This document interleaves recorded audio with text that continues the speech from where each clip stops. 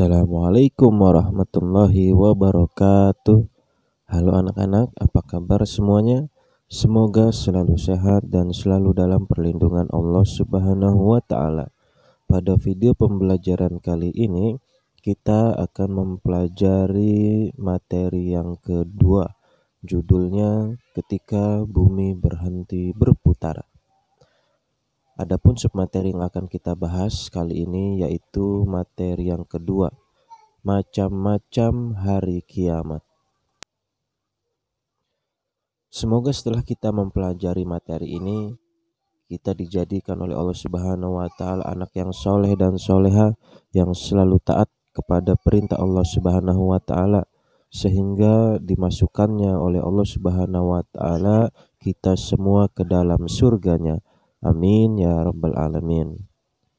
Nah, tapi sebelum kita melanjutkan video, jangan lupa bagi kalian yang belum subscribe channel YouTube ini, klik tombol subscribe di bawah video yang berwarna merah agar channel YouTube ini selalu terus berkembang.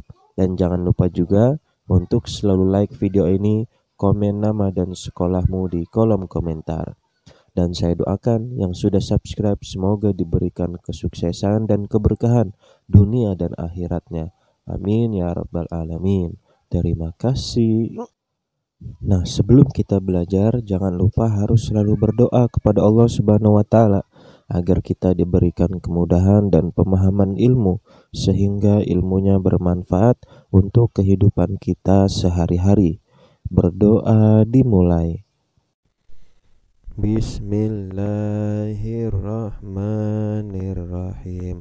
Raditu billahi rabba wa bil islami dina wa bi muhammadin nabiyya wa rasula.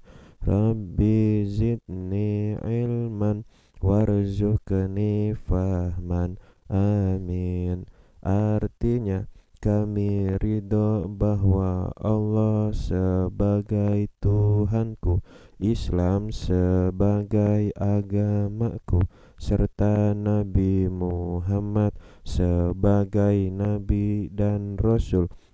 Ya Allah, tambahkanlah terhadapku ilmu, serta berikanlah aku pengertian yang baik. Amin.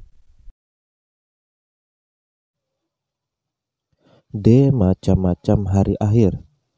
Pertama, kiamat sugro atau kiamat kecil.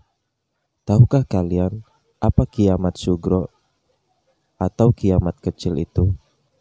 Kiamat sugro ialah hancurnya alam di sekitar kita. Misalnya gunung meletus, gempa bumi, tsunami, air bah atau banjir bandang. Kiamat kecil dapat terjadi di mana saja di atas bumi ini. Kiamat kecil dapat menimpa siapa saja dan di mana saja, seperti kematian seseorang. Kiamat sugro atau kiamat kecil bisa saja terjadi karena ulah para manusia itu sendiri. Misalnya, berkendaraan tidak hati-hati sehingga kecelakaan, membakar hutan, dan menebang pohon-pohon yang tidak terkendali, sehingga gunung menjadi gundul, tanah longsor, serta membuang sampah di sungai, sehingga mengakibatkan banjir. Maka sebab karena tangan manusia inilah, akhirnya bumi ini tidak nyaman untuk dihuni, sehingga terjadi berbagai macam bala atau musibah yang dapat menyebabkan kerusakan dan kehancuran pada bumi kita ini. Maka itu semua disebut kiamat sugro atau kiamat kecil. Kemudian yang kedua, ada yang namanya kiamat kubro atau kiamat besar. Kiamat kubro atau kiamat besar adalah hancurnya alam semesta beserta isinya, seperti matahari, bumi, dan planet-planet lainnya sudah tidak berjalan pada porosnya, sehingga saling bertabrakan.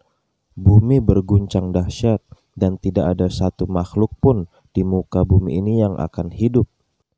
Dan banyak sekali surat-surat firman Allah Subhanahu wa Ta'ala yang menggambarkan atau menceritakan keadaan-keadaan hari kiamat yang begitu menyeramkan.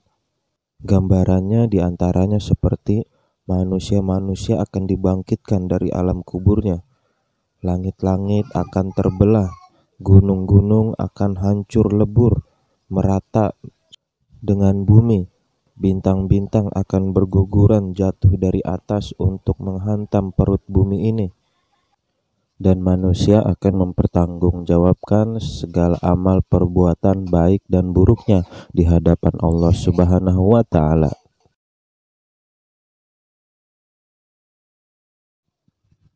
Nah, kemudian Allah Subhanahu wa Ta'ala menjelaskan di dalam Quran surat Al-Zalzalah surat ke-99 ayat 1 sampai 2, yaitu yang bunyinya A'udzubillahi minasyaitonirrajim. Idza zulzilatil ardu zilzalaha wa akhrajatil ardu athqalaha.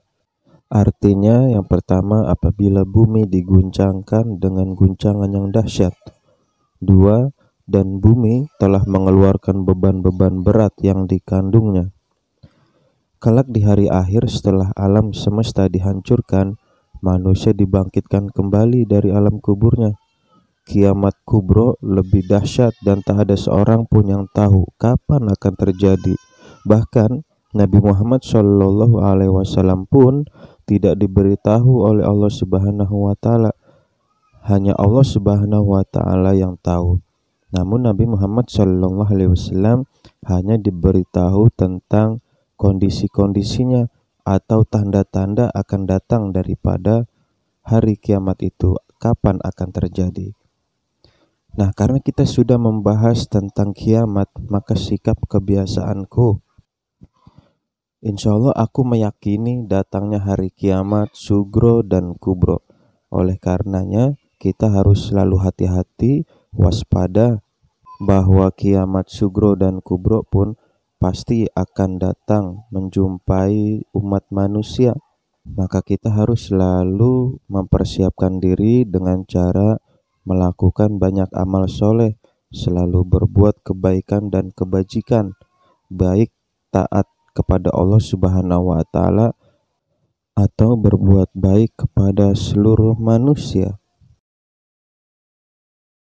Baik anak-anak, sekarang adalah persiapkan olehmu buku tulis untuk menjawab persoalan-persoalan di bawah ini. Kegiatan insya Allah kamu bisa. Pertama, sebutkan macam-macam hari kiamat. 2. Apa yang disebut kiamat sugro?